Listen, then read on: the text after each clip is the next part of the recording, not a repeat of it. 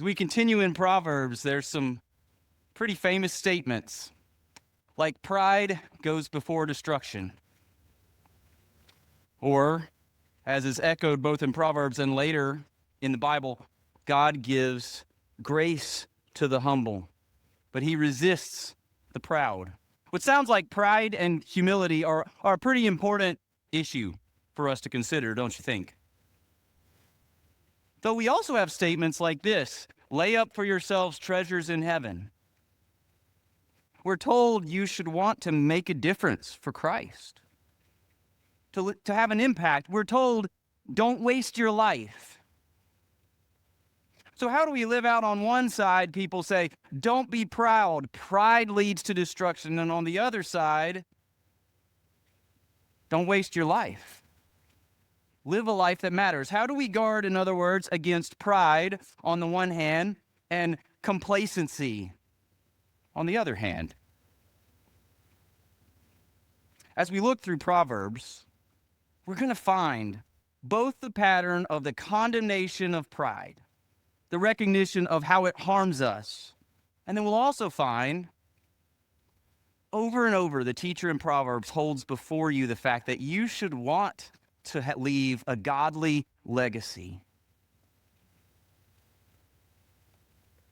So let's begin in Proverbs chapter 11.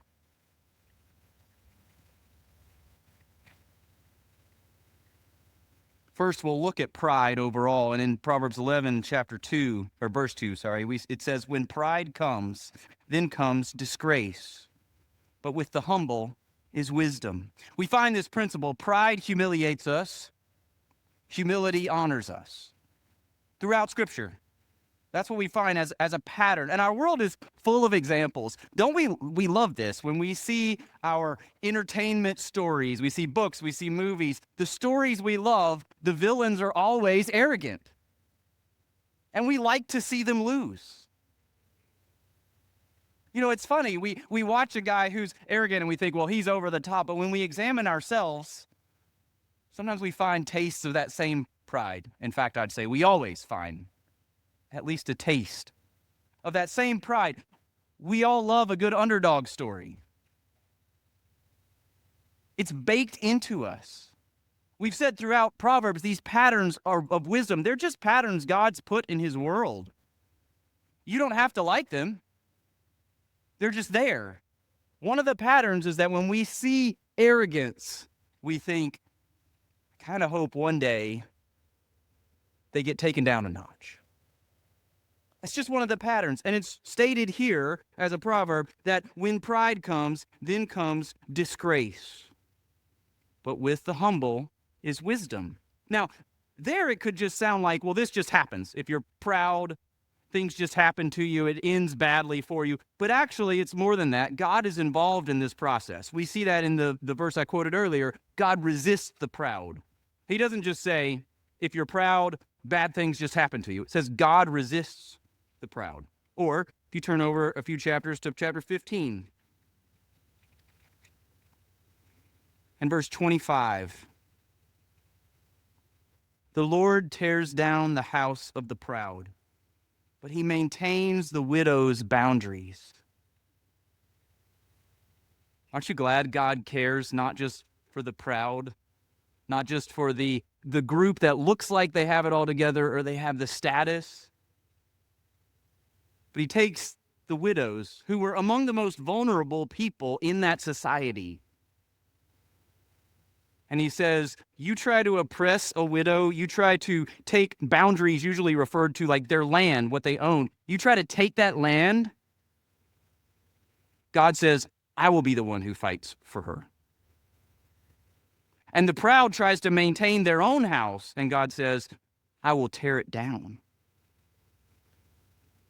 That's because the proud person here thinks, I built this house. It belongs to me. It's mine. I can do what I want to. And in fact, this house makes me look good. And God says, I will tear that house down. It's a little different. But when Amanda said earlier, she's talking about this widow that we're able to help. We're able to help because God provided and God did He cares about the widow's boundaries, even when they're washed away by the flood. God still cares about the weakest, most vulnerable people in our world. So why is it such a big deal? I mean, these are strong words, right? We just sang about the almighty creator God. He's going to tear down the house of the proud. That should shock us more than it probably does. Or we hear God resists the proud. Not God looks at the proud and thinks, well, maybe I'll deal with them one day. God actively opposes pride. The almighty God we sang about, who hung the stars in the sky, like if he opposes something, what could possibly defeat him? Nothing. So why is it such a big deal? And I want to point, we'll use Proverbs a couple different times to say, what is pride? You could give some answers for that. You probably have some ideas. I want to take just a couple things and point you to three specific aspects of pride. The first is found over in chapter 25. Verse 6 and 7 says, don't put yourself forward in the king's presence or stand in the place of the great. For it is better to be told, come up here, than to be put lower in the presence of a noble. In other words, don't glorify yourself. That's one of the things pride does. Pride is self-glorifying, and it's so baked into our society. Our celebrities, generally speaking, not all of them, but generally speaking, they like to glorify themselves. Our whole influencer social media world is kind of built on saying, hey, look at me, you should pay attention. Think of Muhammad Ali. I'm the greatest. He just said out loud what many of us think. Pride is inherently self-glorifying. It's insisting that I receive praise. And if that sounds like, oh no, I would never do that. Okay, let's put it in a little, maybe harder terms for us. Pride is insisting that people give me the credit I deserve. Like they didn't seem to appreciate me like I think I should be appreciated. We lean towards self-glorification. Notice, though, in chapter 25 that I just read, the teacher here doesn't tell you that receiving honor is bad. If you look again at verse 6 and 7, he says, don't put yourself forward in the king's presence. Don't glorify yourself. Don't go into this noble and be like, I get the honorable place next to you. But he doesn't say the honor is bad. In fact, he goes on to say, it's better to be told, come up here, than to be put lower in the presence of a noble. He's not against receiving honor. He's against self-honor. He's against insisting that I get the honor. But he's not against receiving it. We could go to chapter 27 and see the same thing. Verse 2, let another person praise you and not your own mouth, a stranger and not your own lips. He doesn't say if somebody starts to praise you, you've got to stop them. Right? He doesn't. Sometimes I think we think like that. Like if somebody comes and says anything good to you, it's like, oh, no, don't say anything to me about it. It's all God. Of course it's all God, sure. But he doesn't say don't accept or receive praise. He says don't lift yourself up. Pride is self-glorification. And that means the second thing pride is, this definition, there's a man named C.J. Mahaney who wrote a book on humility. It's a really great small book on humility. If you want a book that you'd say, I can read this in an hour and get a lot of really good things, and then you'll want to go back and think about it for a lot more than an hour. It's a great book on humility, C.J. Mahaney. His definition of pride is that pride is contending with God for supremacy. That's just another way of saying pride is refusing to acknowledge your dependence on God. Pride is when I say something like, let me rephrase that. I don't say it, but when I think it or imply it, I think something like, I know better than God does what needs to happen in my situation. That's really just me saying, I want to sit on his throne. I'm contending with God. I'm fighting against his kingship, saying, Jed should be king.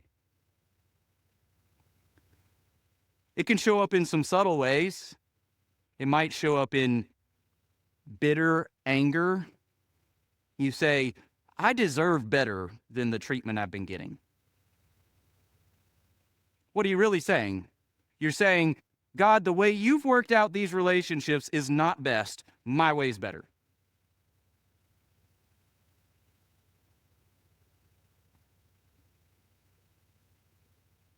And the quietness in the room tells me you feel about that like I do, which is ouch. I do think that sometimes. It can show up like self-pity. It could show up like, think about this, if you have such a high view of yourself that when you fail, you think, oh, I should never have failed like that. That's actually pride. We're all human, and we do fail. And when I say, I have such a high view of myself, I should never have messed up like that. That's not my low view of myself, that's my pride. Pride is always fighting against God for supremacy. Pride is always glorifying myself. The third thing, pride is trusting self in Proverbs 28, one more chapter over. Verse 26, whoever trusts in his own mind is a fool, but he who walks in wisdom will be delivered. Or we could go back to Proverbs 3 and famous verses, trust in the Lord with all your heart and lean not to your own understanding. Don't trust in yourself. One of the most subtle ways I think that we have pride is we come to God's word and we think that our mind is somehow more trustworthy than his wisdom. I can rely on my common sense more than I can rely on what God said. That's just trusting self. That's just pride. We think God says he cares for his children, but we trust ourselves so much that we say, I can take care of myself better than God can. It's just trusting self. Sometimes people will say a little tongue-in-cheek, when I see God, I'm going to give him a piece of my mind. No, you're not. Actually, when people see God, they fall on their face. Or when I see God, I'll tell him a thing or two about how to run his universe. We never word it like that. It always feels like it makes so much sense because we are so tempted to glorify or praise ourselves. We're so tempted to contend with God for his spot on the throne. Or we just trust ourselves. C.S. Lewis said, pride is the complete anti-God state of mind. So the state of mind that's just directly against God, wherever that is, it's pride. This is why pride is such a big deal.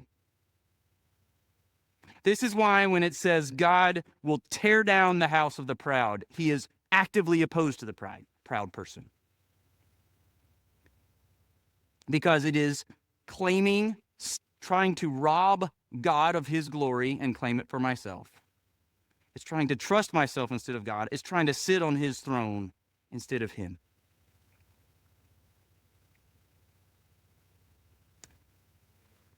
So turn to chapter 16.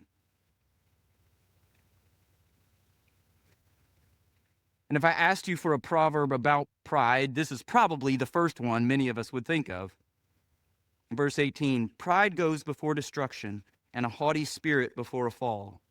It is better to be of a lowly spirit with the poor than to divide the spoil with the proud. This is interesting, this word for destruction. I think we often think of it in an absolute sense. There's pride, and then we're going to be utterly decimated and destroyed. Now there's a truth to that pattern. The word for destruction here is also used to talk about breaking a bone. It's that kind of breaking. Pride goes before breaking. That does mean sometimes the ultimate sense. Think of our stories. We've got a super proud villain, and he's finally completely crushed and destroyed. Sure, that fits the same pattern. But it also means this. When our self-glorifying dreams are destroyed, that hurts. It's a breaking, but it's good. It's good for my self-glorifying dreams to be broken. When our self-trusting, when we spend all our effort to put this image of who we are, and I trust in myself to craft this image exactly right, when that is shattered, it hurts. But God is in it. He's telling you the pattern is when you have pride, yes, that leads to breaking and pain. And sometimes that's not the utter destruction. That's your pride that God breaks you and it hurts, but then He is in it and He is bringing out of that something wonderful.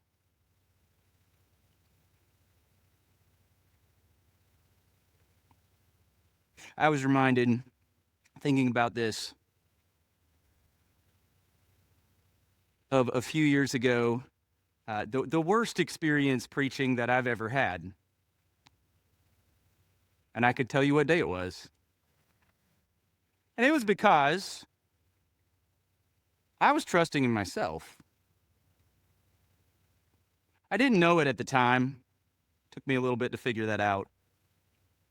It's the only time in my life I've ever stood up here and halfway through the sermon I'm thinking, I wish I wasn't here. Some of you might have thought that halfway through some of my sermons. That's a different story. But I thought, I wish I were anywhere else right now. And it hurt. My wife could tell you that Sunday afternoon was not fun for me. Neither was a good bit of that week. But I was trusting in myself. It hurt. But I'd say now I look back and say, God was in that. God was doing something good. And I will often, I did just a minute ago when Isaiah was praying, I will often be somewhere over here getting ready to preach, and I say, God, don't let me do that again. Don't let me depend on myself again. Because pride leads to destruction. It can hurt. But if you turn to God in it, it is good for it to hurt. It is good for my self-glorifying to be shattered. It's good for my self-trust to be seen as shaky and not worth trusting, because then I go to the only one who is worth trusting.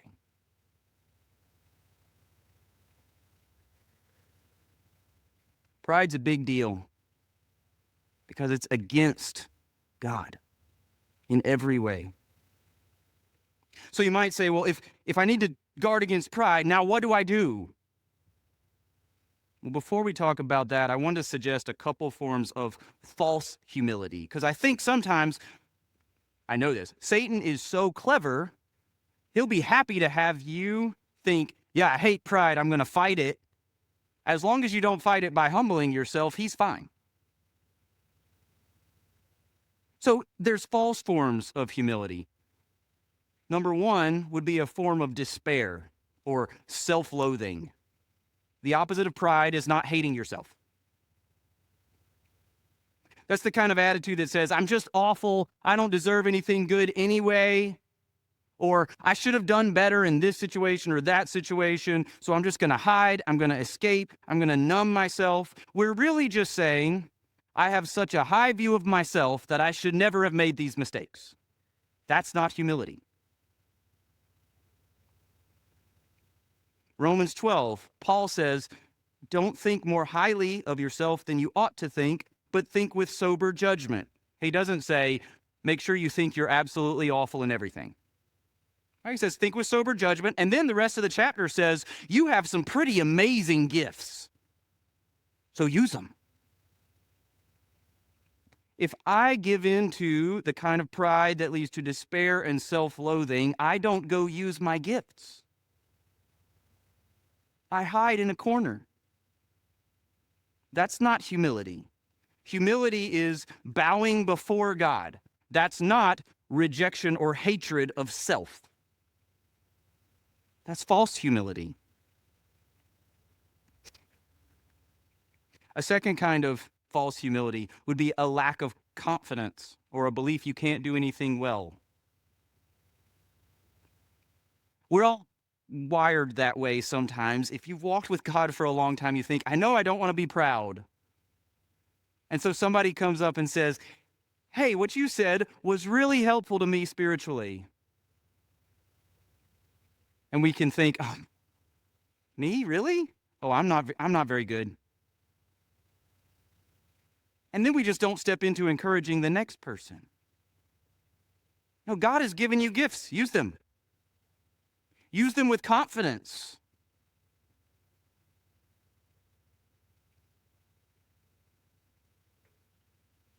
A third kind of false humility would be a vague desire for God to work without motivation for me to be part of it. I want to explain what I mean. I tried to think of how to clearly say it. I think it's hard for us to wrestle through the idea, but I want you to hear what it could sound like. If I were to say, God, I'm so grateful that you work in your church. You've promised to build your church, and I would love for you to do it around Knoxville, in America, around the world, this kind of vague, big picture. God, do your work. That's good. What if the other person comes and says, God, I want you to build your church. I want you to reach people with the gospel, and I want you to do it through me. We might hear that and think that the first guy's more humble than the second. And I would say, I don't necessarily think so. Yes, God, build your church in the big picture, but God, I want to be part of it. Use me to spread the gospel. Use me to encourage other people. I want to be part of doing all those things. It's not proud to want God to work through you.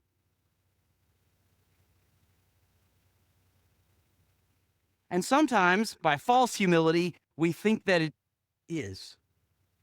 I want God to work, but it doesn't have to be through me. It doesn't have to be, but you should want him to. That's not pride. Paul didn't talk like this, right? Paul in Romans says, I make it my ambition to preach the gospel where Jesus has never been named. He doesn't say, Jesus, I sure hope you spread it out there somewhere. You don't need to do it through me. That's fine. He says, Jesus is going to do his work, but I want to be part of it. Use me. He says, I work harder than all the rest, but it's not really me. It's Christ who's at work within me. Use me. I'm going to work, but guys, it's really Jesus. He says things like, follow me as I follow Christ. Think about that. He's not just saying, work somewhere and you follow Jesus and don't look at me. No, he says, I want to be following Jesus so hard that you can follow me as I follow Jesus. That's not pride. It's not pride to want God to work through you, and it's not pride to be glad that he did work through you. Some of you have walked with God for decades. And there are people you could point back and say, God worked through me to help that person. And it's not pride for you to be happy about that. In fact, I would say it's probably pride if you weren't. It's good to be glad that God works through you. That leads us to then, so if pride is contending with God for supremacy, and there's these false humilities, these things that can feel humble to us that aren't, then the question is, should we want to leave a legacy? Should we want to leave an impact? Should we care about that at all? Let's look at a few Proverbs here. Chapter 10. First statement about I will use the word legacy. You could say impact. Your legacy is more about who you are than what you build.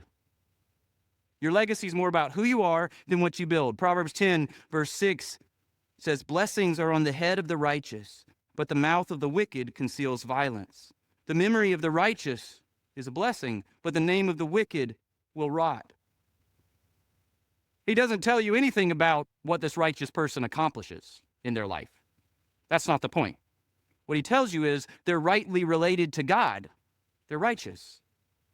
Your legacy is more about who you are. It's more about your relationship to God, not about what you accomplish or what you build. In chapter 12, we see the same theme. Verse 3, no one is established by wickedness, but the root of the righteous will never be moved. Or verse 7, the wicked are overthrown and are no more, but the house of the righteous will stand. See, in all of these examples, he says the important thing is, are you rightly related to God?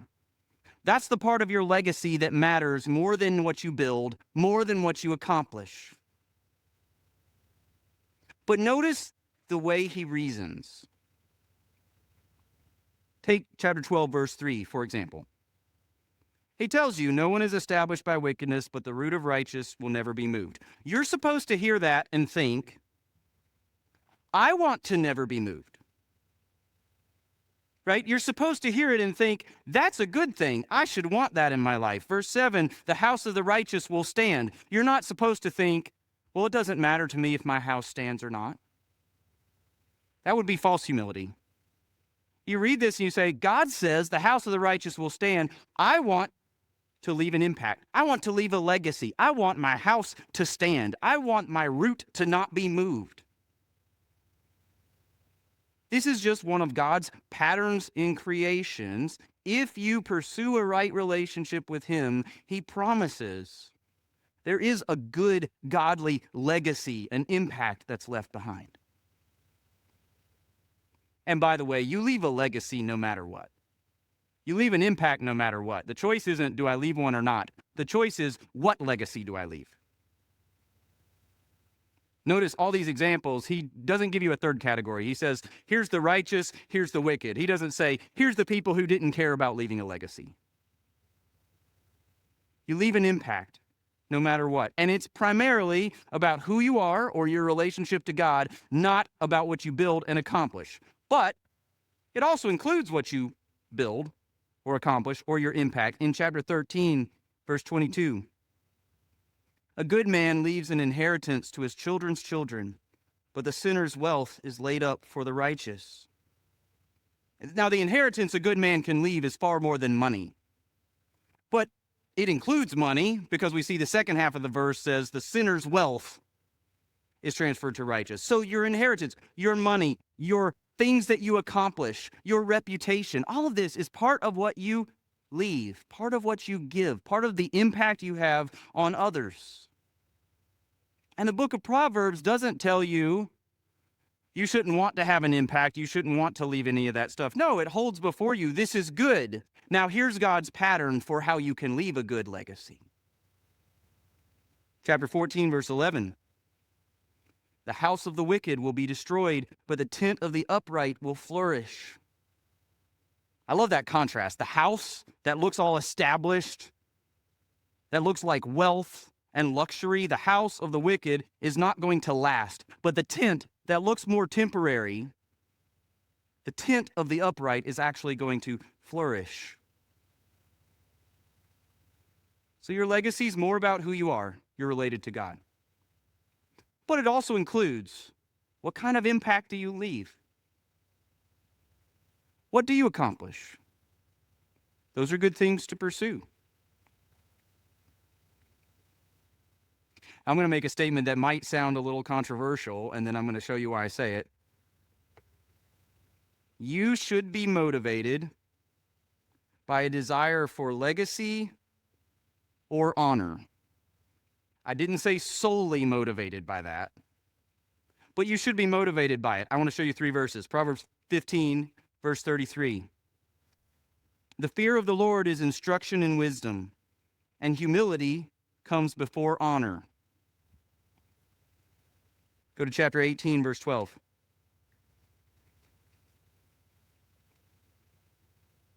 Before destruction, a man's heart is haughty, but humility comes before honor. Or chapter 29, verse 23.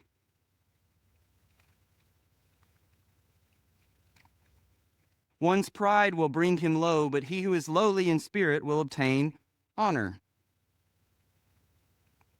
Maybe this makes you uncomfortable because you say, wait, I'm not supposed to glorify myself, right? So I'm not supposed to pursue honor.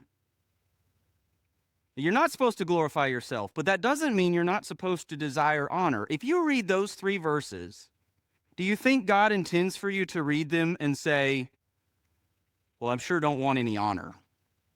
Let's go somewhere else. No, he wants you to say, I do want honor. How do I get it? God's pattern is always humility before honor. We see it in Jesus, the cross before the crown. That's God's pattern. A man named Ray Ortlund wrote this paragraph about honor and humility.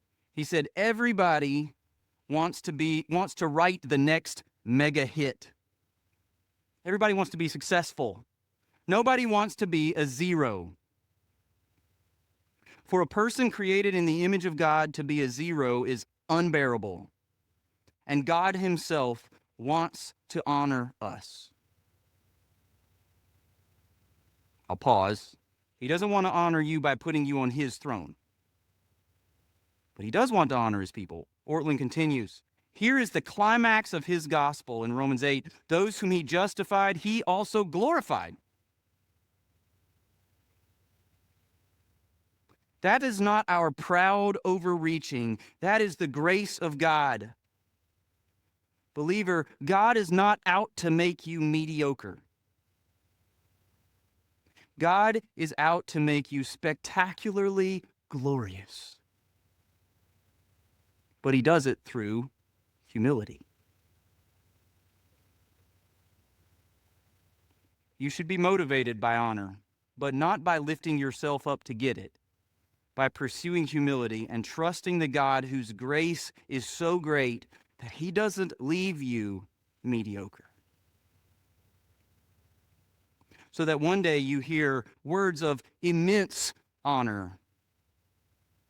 Well done, good and faithful servant.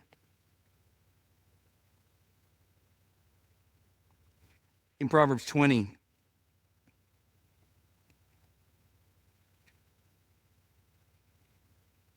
your integrity guards your legacy. You say, I want to leave an impact. How do I do that? 20, verse 6, many a man proclaims his own steadfast love. But a faithful man who can find? The righteous who walks in his integrity, blessed are his children after him. Integrity is the idea of wholeness. It's when your mind and your will and your emotions are all part of a whole, headed in the same direction. It's when who you are in front of people matches who you are away from people.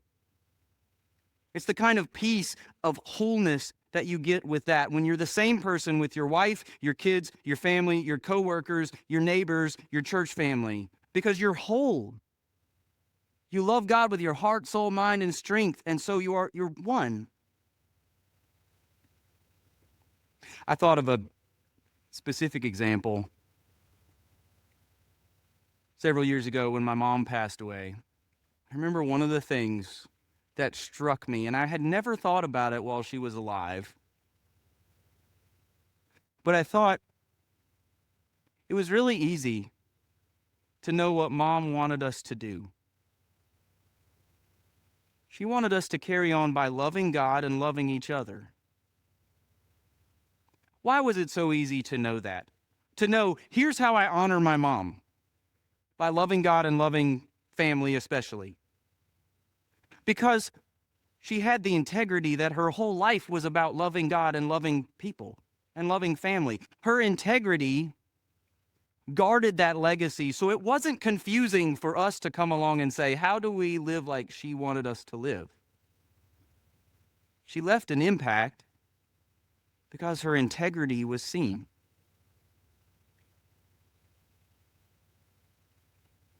That's the greatest impact you can leave.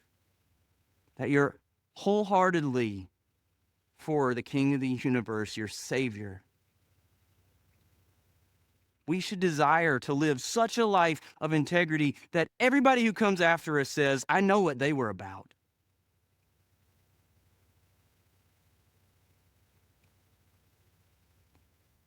So as we conclude, I'm going to say quickly, how do we guard against pride? If you want to have a legacy and an impact, how do we guard against pride? I'll draw your mind to 2 New Testament stories, and you could go back and look at them. Right before Jesus was betrayed, he's sitting at a table, and a woman comes in and breaks a flask of expensive perfume, pours it out on him. And some around said, what a waste. This could have been spent for the poor. Jesus praises her. This is from Matthew 26. He praises her for her worship. And then he says, truly I say to you, wherever this gospel is proclaimed in the whole world, what she has done will also be told in memory of her. Can you imagine hearing that? Jesus says, everywhere this is told, people are going to know this woman did this. Now, when I read that, I don't think I'm supposed to say, I'm too humble to want that to be me. I think we're supposed to say, God, let me pour out extravagant worship. And if people see it, and they praise you and they say, look at that person worshiping. Look at how much they love Jesus. Look at how much they love Jesus. That is an awesome legacy to leave.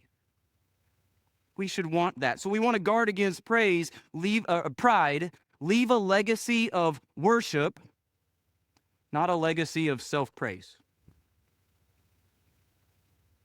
Or the story of the talents in Matthew 25. 3 servants, and one's given 5 talents, and one gives them 2, and one's given 1. The one who has 5 goes out and uses it wisely, and he ends up getting 5 more. The one who has 2 uses that wisely, he gets 2 more. The other one doesn't trust that the master will come back and reward. He doesn't seek to leave any impact. He doesn't seek to accomplish anything. And when the master comes back, the first with 5, who wisely stewarded, took the gifts given and used it well, the master says, well done, good and faithful servant. He receives honor. The one who had 2, same thing. Well done, good and faithful servant. He receives honor. The one who had 1, who didn't do anything with the gifts he was given, didn't trust the master would reward, he doesn't receive honor. In fact, he receives the opposite. He receives destruction. So for you, individually, seek to leave a godly legacy, avoiding pride, by leaving a legacy of worship, not self-praise, leaving trust in God, in the master who will return, not trust in self, and recognizing that everything you have is a gift from him that you manage. It's not mine to begin with. For us individually, we should want the honor that God will give. But it comes through humility. For us as a body, what a beautiful picture of VBS. The legacy that's represented there. The impact that's represented there. It is good for us to celebrate that. It's good for us to celebrate that we had some VBS helpers who were 12 years old, who are starting to do that now. And we had some VBS helpers who are a whole lot more than 12 years old. And some of them have been working VBS since before I was born. What a legacy. That's good. We should celebrate the impact of VBS, of Awana, of Berean Christian School, of all the different things that God has done through his people here at 2329 Prosser Road and whatever the address was before that too. Here's a picture of impact. And it's not pride for us to celebrate where God works through us. What a picture of missions at Berean. If you don't know the history, there is an incredible legacy of people who have given faithfully to mission, who have served on the mission field, and others now who came out from Berean Bible Church who are serving. What a great legacy. And if you want to know more about that, there's a lot of people here who will tell you about it. It's good for us to look at that and say, I want the honor God gives to his people. I want to leave an impact for him by serving humbly. It's good for us to say, God, I want your kingdom to go forward in Knoxville with every church that preaches the gospel in this city. I want your kingdom to go forward. I want it to flourish. It's also good for us to say, God, I want you to do it in me and here. It's good for us to be committed to and invested in God's work where you are and in your life. I want to end this way. Here's the good news. You could hear all that, and some of you might say, and my legacy's got a lot of bad stuff in it. Sure. The good news is that God never loves you for your legacy. You're never doing this to earn God's love. God loves you in spite of your failures and gives you the honor. He honors you with the honor he's prepared for you. That's Ephesians 2:10. We are his workmanship, and God doesn't make mediocre workmanship. We are his workmanship, created in Christ Jesus for good works, which God prepared beforehand that we should walk in them. The good news is that we don't defeat our pride and then come to Jesus. You could never do it.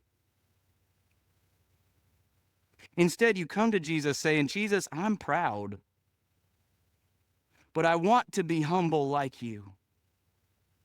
Use me. Help me.